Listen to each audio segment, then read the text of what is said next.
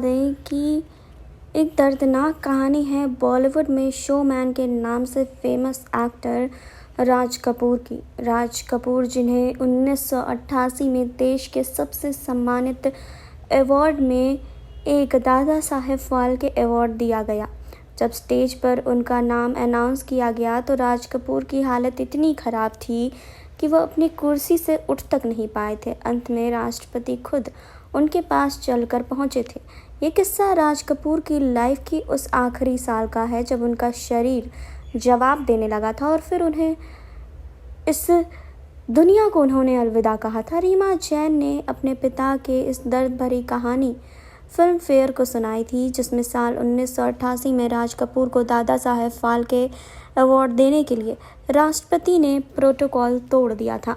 जी हाँ, रीमा ने इस कहानी को सुनाते हुए बताया कि अवार्ड दिल्ली में 2 मई 1988 को दिया जाना था और 30 अप्रैल को ही मुंबई से रवाना हो चुके थे। उन्होंने कहा कि उस दिन दिल्ली में धूल भरी आंधी उठी थी। जैसे ही प्लेन का दरवाज़ा खुला, धूल वाली हवाओं से उनका स्वागत हुआ। चूँकि वह अस्थमा पेशेंट थे तो इससे उनके लंग्स को काफ़ी नुकसान पहुंचा। उन्होंने बताया कि पापा ने ऑक्सीजन सिलेंडर के साथ ही इस फंक्शन को अटेंड किया।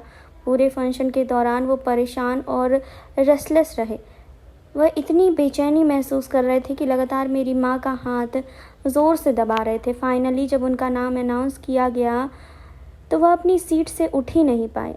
इसके बाद हलचल होने लगी।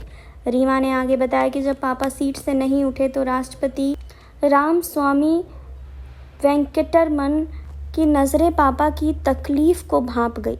वह स्टेज से उतरकर अवार्ड देने के लिए उनके पास चलकर आए।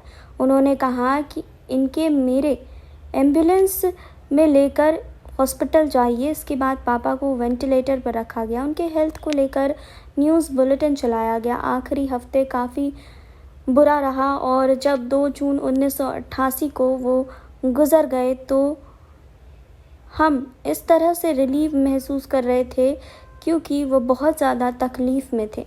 राज कपूर के दोस्त का किस्सा सुनाते हुए उन्होंने कहा कि जब 28 अगस्त 1973 को अमेरिका में उनके क्लोज़ फ्रेंड मुकेश जी का निधन हुआ तो पापा काफ़ी परेशान थे। उन्होंने कहा था कि मेरा दोस्त पैसेंजर की तरह गया और लगेज की तरह उधर से आया, लेकिन पापा की बॉडी को फ़्लाइट में पैसेंजर सीट पर रखकर कपूर फैमिली साथ लौटे।